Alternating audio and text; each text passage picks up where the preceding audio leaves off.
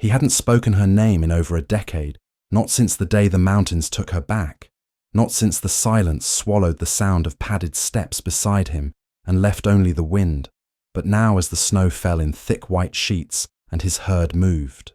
With a strange, uneasy calm, he saw them, prints too wide, too heavy, too familiar, and something inside him cracked open without warning, without mercy, memory flooding in like thaw water through frozen stone. Her eyes, her breath, her presence, all of it, rushing back, and he stood frozen. Not from cold, but from the impossible pull of something he had buried so deep, it had no language, only ache. Because how do you explain a bond that defies nature? How do you mourn a creature that still lives in your every breath, and why now? Why after all this time would the wild turn and look back at him, unless it never truly left? Unless somewhere beyond instinct and survival, something remembered. Something waited. Something came home. Each morning began the same, the kettle hissing over the fire, the sharp scent of yak butter in the air, the muffled bleats of goats pressing against the frost-bitten light outside, and Tashi moving slowly through it all as if time had thinned around him, like old wool his hands, steady but his eyes always drifting toward the empty ridge beyond the fields. He rarely spoke, and when he did, it was soft to the animals, to the wind, never to people who might ask too much or look too long. The villagers called him quiet, called him strange, but they didn't see the way his fingers lingered over a worn collar tucked deep in a drawer, or how he carved a single stone once a year. On the same day, always alone, he moved through the world as though it might shatter under the wrong word, or memory. And though his goats were safe and the seasons passed and nothing ever truly changed, a low, quiet weight lived in him, constant and patient like snow settling over a buried path, a path only he remembered, a life only he still carried. Because once, there had been more than silence, more than goats and stone and sky. There had been her. And though the world had forgotten her shape, he never could not. In the way he paused before opening the gate, not in the way he scanned the hills when no one watched, not in the way he sometimes woke in the middle of the night, certain he had heard breathing that was not his own. She left without a sound, not even a cry in the dark, just absence, sudden and absolute. One morning she was there, and by nightfall the snow held no trace, no warmth, no weight, and he ran out into the cold, heart-pounding breath sharp against the wind, calling her name over and over, until it lost meaning, until it became just sound, breaking against stone. The mountains did not answer, and neither did she. He searched for 3 days, maybe 4. He couldn't remember exactly, only that sleep no longer mattered, and food turned to ash in his mouth, and everywhere he looked he saw her not as she was, but as she had been, blinking up at him from a bed of pine needles, fur damp from the storm, eyes wide and unafraid.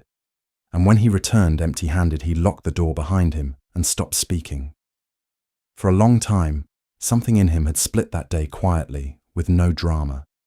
Just a clean, slow crack, like ice breaking beneath your feet but never fully giving way. He still fed the goats, still lit the fire, still walked to the ridge and back. But each motion was hollow, like acting out the shape of a life that no longer fit. And as weeks became months, and months blurred into years, the silence settled in. Not loud, not cruel, just vast and unyielding. People stopped asking questions, and he stopped expecting answers. The world around him shrank to stone and wood and frost and the low, comforting noise of animals who never spoke of loss. And in that shrinking, he found a kind of numb rhythm. Not peace, not healing, just endurance. A slow, steady ache that lived beneath his ribs, a constant reminder of something he had once held and could never hold again. Let me pause here for a moment. And now I want to ask you, where are you listening from? Have you ever had someone, a person or maybe even an animal, remember you after many years apart? That quiet recognition that hits deeper than words. If stories like this speak to something in you, don't forget to subscribe. There's so much more ahead, and it only gets more heartfelt from here. It started with something small, the kind of detail most would miss, a shift in the air, a stillness that felt not empty but watched. The goats didn't scatter. They moved together, slow and sure heads, low as if guided. And when Tashi stepped out into the snow-rubbing sleep from his eyes, he saw them tracks, wide and deep, pressed into the frost. Not dog, not man, and not a dream. They curved around the herd, then vanished up toward the ridge, and in that instant, something ancient inside him broke loose from its silence, not joy, not even fear, something raw, a memory that hadn't faded but waited, and his chest tightened with a question he didn't dare ask. Could it be her after all these years, or was grief now playing tricks with his eyes? He should have gone. Back inside, told himself it was a wolf or a wandering cat. Anything but her. Because what would be worse? Believing and being wrong, or not believing and never knowing. But his hands were already moving, reaching for his coat, for his boots. Heart pounding, not with hope, but with need. And as he climbed the slope, each step deeper into snow and past, he thought of her eyes, how they used to find his in silence, how she would blink slow like trust made visible, and he wondered, would she remember him? Would she even care? What would he do if she turned and ran? Or worse, if she didn't recognize him at all? Halfway up, he almost stopped, the fear too thick, too sharp in his throat. But then a shape emerged against the pale light high on the ridge, motionless, not hiding, not running, just watching. And even from this distance, he knew the curve of her back, the rhythm of her breath. And when her eyes found his time, broke, something inside him cracked, and he whispered her name. Not loud, not to call, just to release it into the world. Again, Dawa. The wind carried it away, but she didn't move, and that stillness hit harder than anything he had prepared for. She hadn't forgotten, not entirely. Not yet. The wind was thin that morning, carrying the sharp bite of snow and something older, something that lived in the bones, not the skin. And he stood there, breath shallow, not from the climb, but from the impossible weight of the moment, afraid to move, afraid to break it. Her form was still outlined against the sky higher on, the ridge, her fur thick with frost and sun, her body stronger, leaner, built now for silence and survival. But it was the eyes that stopped him, wide, calm, unblinking, fixed on his face, not with hunger, not with fear, but something quieter, older. And when he stepped forward, only once, she didn't flinch. The snow creaked under his boot, a sound too loud in a world suddenly held together by threads, and he froze, waiting, watching her ears twitch slightly and her tail shifted, curling, then relaxing like a breath, and she tilted her head, just so, a gesture small but familiar, something he had seen 100 times beside a fire in a warmer year, when her paws were still too big for her body, and he was still a man who laughed, and her eyes held his again, and there it was, not dramatic, not loud, just there, a flicker, a change, something inside her unlocking and recognizing.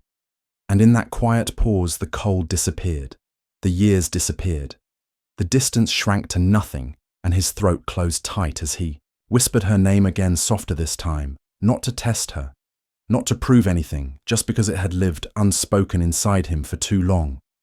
Dawa, and she blinked slow, once then again, and in that blink, he saw everything the mountains had taken from him, and everything they were now giving back, not as it was, but as it still was. Her chest rose slow, her breath clouding in the morning air, and she stepped forward. Not close, just enough to say, I see you, I remember. And in that stillness, that breathless stretch of silence between two heartbeats, something clicked back into place. Not what they had before, but something just as strong, and in some ways even more sacred. Something that had survived without words, without touch, without time recognition, without condition, and he knew then without doubt that she had never truly left. She had just been waiting for him to believe again. In the days that followed, she came and went like mist at the edge of morning, never calling attention to herself, never demanding anything, simply present, her form. A quiet shadow along the ridge, or resting near the tree line, just close enough that he could feel her there. And each time he saw her, something loosened inside him, Something long held in silence began to shift, not in grand gestures, but in the smallest ways. The way his steps grew lighter, the way he began humming again when he stirred the fire, the way he found himself pausing to watch the sky instead of hiding from it. And once, when a goat strayed too far, she moved first her body low and quiet, guiding it back, not with force, but with intention. And he saw in that moment, not a predator, not a mystery, but a memory made flesh, something that had always understood him more than words ever could. And slowly, he began to speak aloud again, not to her directly, not yet, but to the wind and the trees and the trail, the way he used to when she was small and always listening. And one evening, as the sun dipped behind the peaks casting long shadows across the snow, she stepped closer than ever before, only a few feet between them. And they stood like that in the quiet, his hands still, his heart full, and her eyes steady, watching him, not with the wild sharpness of a hunter, but with the calm patience of something eternal. And for the first time in years, he smiled. Not the tired, polite smile he gave the villagers, but something real, something rooted. And though she didn't move closer, she blinked slow and lowered her head just slightly. And in that simple act, he saw what he needed to see, not forgiveness, not a return to what once was, but an unspoken yes, a confirmation that what they had lived on, not in memory, but in motion, in presence. And from that day forward, he no longer feared the mornings or the quiet or the ache, because the bond between them was no longer a wound. It was a path, something to walk, not backward, but forward, and the mountains didn't feel so empty, and his silence was no longer hollow, and in her steady return, he found something he hadn't dared believe in again. Not comfort, not certainty, just a single quiet truth. Love doesn't vanish, it waits. Some bonds are not built on words, but on silence shared across years, on the shape of a gaze that never forgot, on the stillness between one breath and the next. They are not loud, they do not demand, but they endure through distance, through change, through the ache of waiting. And when they return, they do not ask to be, as they were only to be seen again, known again, felt again. What passed between them was not a reunion, but a remembering. And in that quiet, steady presence, they both became whole in a new way. Not who they had been, but who they had become, because true connection does not vanish. It weathers, it waits, and when it returns, it does not knock. It simply arrives softly at the edge of morning and stays.